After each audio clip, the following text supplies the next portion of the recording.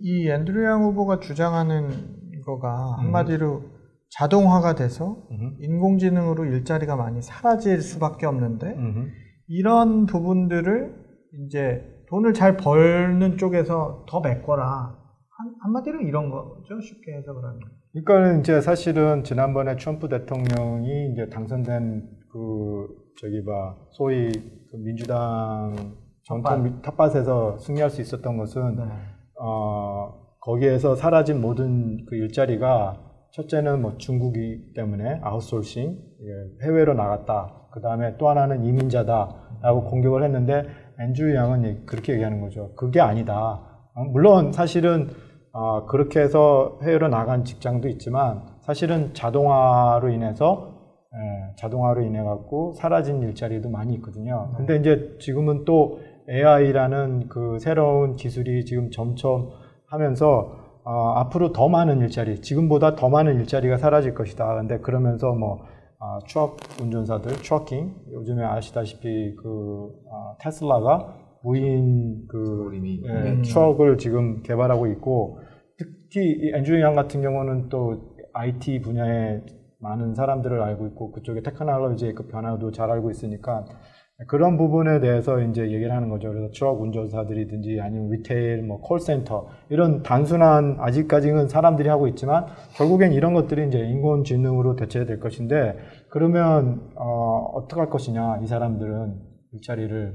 그러면 이거는 어떤 진짜 사회적인 스트럭처 문제지, 구조적인 문제지, 그래서 국가가 어떤 책임을 져야 되고, 기본소득을 줘야 되는 것이다, 라면서 이제, 지금 공약을 들고 나왔는데, 역사적으로 이런 주장을 했던 비슷한, 똑같지는 않지만 비슷한 주장을 했던 인물들이 계속 있지 않습니까? 그렇죠. 이제 사실은 토머스 모어라는 분이 이제 그 유토피아 책에서 처음 언급을 했었고, 그다음에 미국의 사상가였던 그 토마스 페인이라는 사람은 이제 토지는 공공 소유이기 때문에 토지에서 나오는 소득으로 기본소득을 기본소득을 보장하자는 주장도 있었고, 그러니까 1800년대였었죠.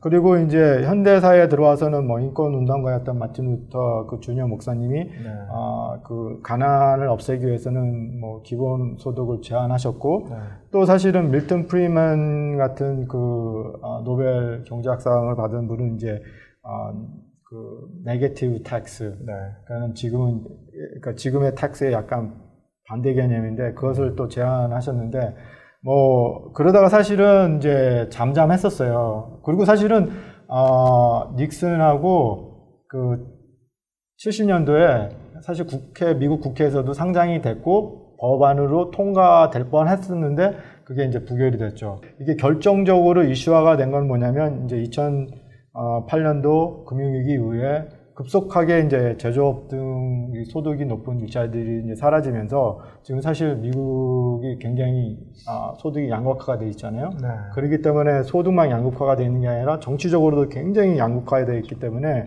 지금 이제 2010년도 이제 트럼프 대통령이 이제 당선이 됐었고, 그래서 이제 이런 다시 기본소득의 그 필요성이 사실은 계속해서 여기저기서 지금 나오고 있는 상황입니다.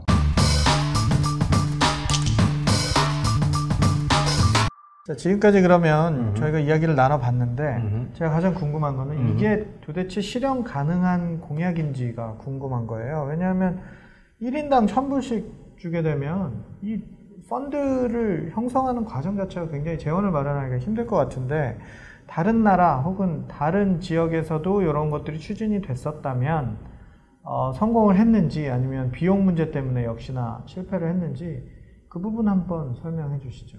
그렇죠. 예, 사실 이제 그 기본소득을 이제 공격하는 사람들이 이제 자본주의와 좀 정반대되는 그 개념이라고 생각을 하고, 이거를 공산주의나 사회주의의 어떤 굉장히 극단적인 어떤 제도라고 생각을 하는데, 그러니까 어쨌든 간에 이제 이 앤드류 양이라는 이 후보는 어떻게 이거를 패키징을 했냐면, 프리덤 디비덴드, 배당이라는 그 이름으로 이제 일단 패키징하고, 또 하나는 뭘로 패키징을 하냐면, 여태까지 이 자본주의의 그 문제점, 문제점을 이제 지적하면서 그것 때문에 지금 소득의 양극화가 생겼기 때문에 네. 이거를 이제 수정하지 않으면 안 된다라는 그걸 언급하면서 이제 캐피털리즘하고 사람과 그러니까 자본과 사람을 합친 휴먼 캐피털리즘이라는 네.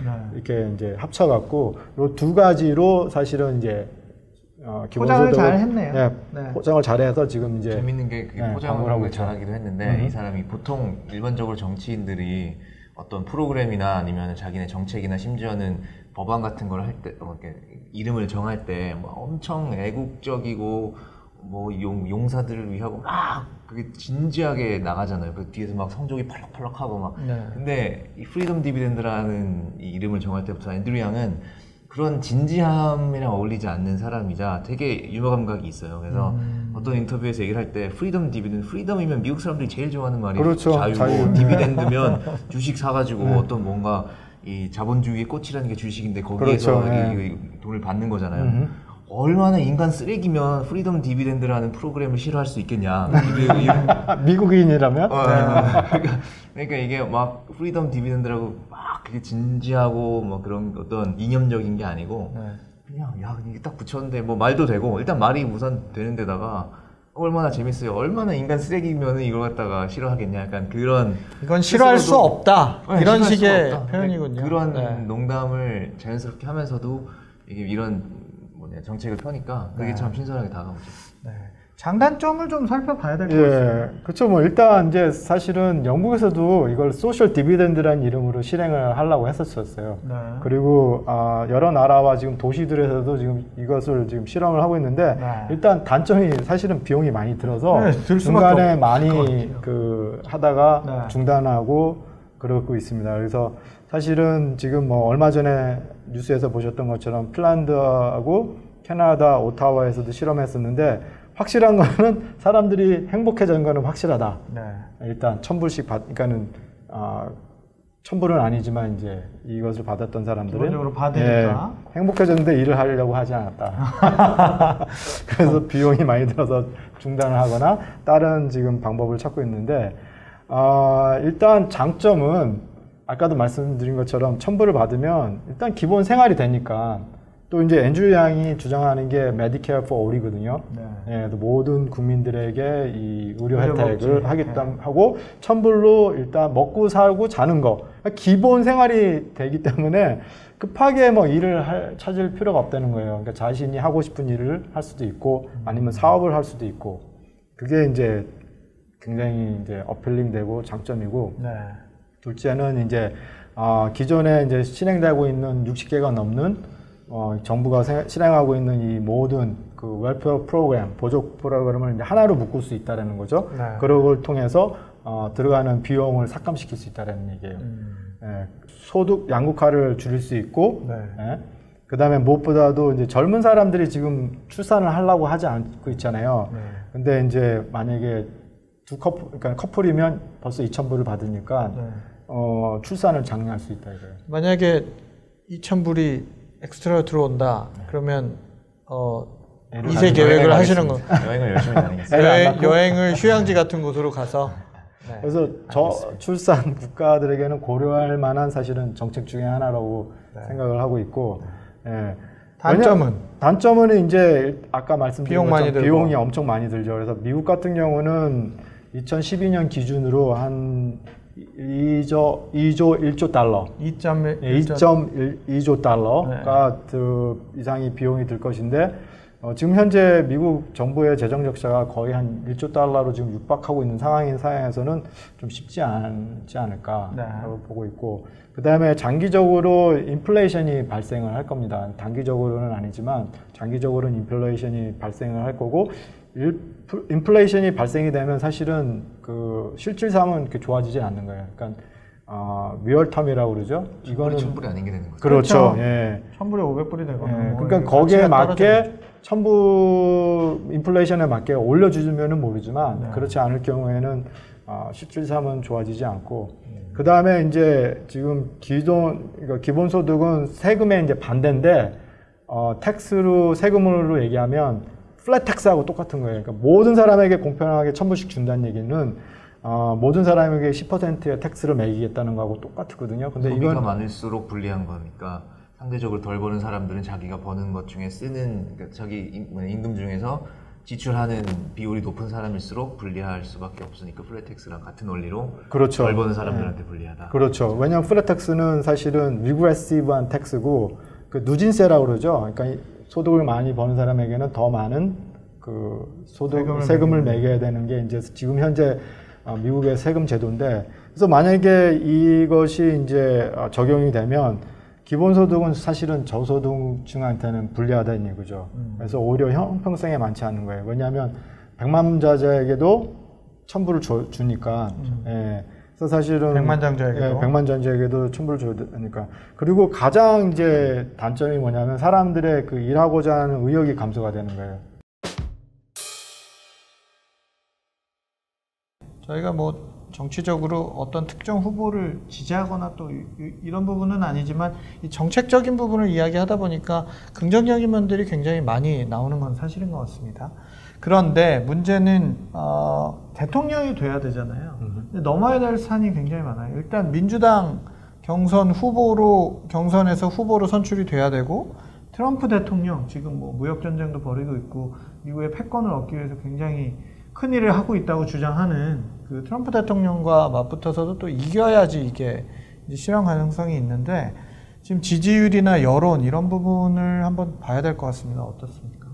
뭐 많은 앤드류 영 본인도 이 똑같은 질문을 많이 받을 거 아니에요. 지금 당신은 정치 신인이고 무명이고 아무도 널 모르는데 뭔 수로 나와가지고 대통령 지금 이렇게 인기가 높진 않구나. 근데 아무튼 트럼프 대통령을 선거에서 만났을 때 만만치 않은 상대잖아요. 어떻게 이길 수 있겠냐라고 하면 그 사람이 하기 좋아하는 대답이, 자기는 트럼프 대통령을 백악관에 앉히게 된 그 이슈, 그 문제를 진짜로 해결할 수 있는 방법을 갖고 있는 유일한 후보다라는 거예요.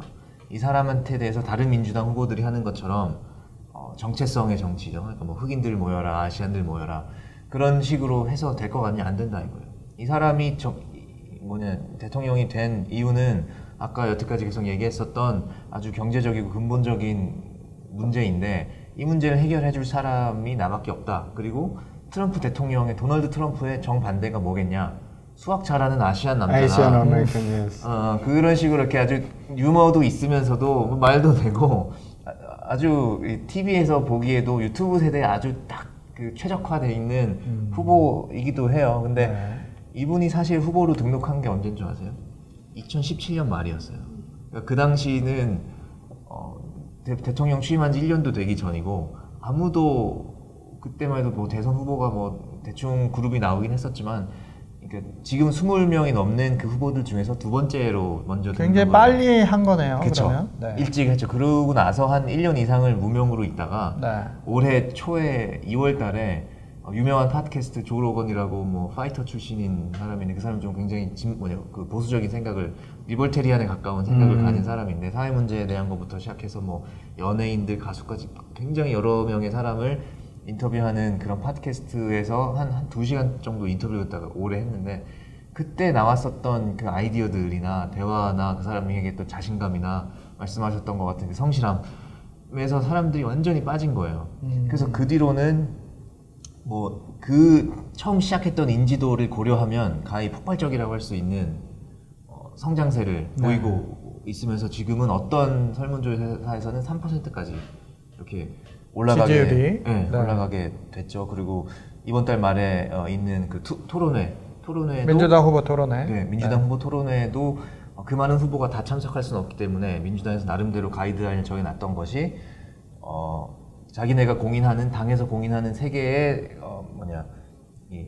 여론조사에서 1% 이상의 지지도를 받거나, 아니면 혹은 6,500명 이상의 개인 기부자들한테 6만 5천 명 아니고 6만 5천 명 이상의 개인 기부자들한테 후원을 받거나, 그리고 뭐 그 안에는 각 주당 200명 이상인가 2,000명 이상인가 200명 이상인가의 그 기준이 달렸죠. 근데 어떤 그 자격 요건을 넘어선 후보들만 나올 수 있다는 그 거죠. 중에 이제 탑 10에 들어간 거죠, 이 사람이. 근데 그것을 두 가지를 다 충족시킨 후보들 사이, 이렇게 그걸 딱 두 번째로 충족을 시켰을 거예요. 전체 중에서. 현직 상원 의원들, 뭐 시장, 뉴욕 시장도 있고, 쟁쟁한 사람들이 다 있었는데 네. 실제로 그 두 가지 선을 기준을 충족시킨 후보는 두 번째로가 안드류 양이었다. 그럼 이번 후보 토론회가 굉장히 좀 진짜 바람을 탈 수 있을지 없을지 이런 것들을 가늠해 볼 수 있는 장이 될 수도 있겠다라고 생각을 해볼 수 있겠네요. 그렇죠. 앤드류 양의 표현으로 하면 사람들이 분명히 조 바이든 옆에 서 있는 저 아시안 남자가 누구냐라고 구글에 쳐볼 거다라는 거예요.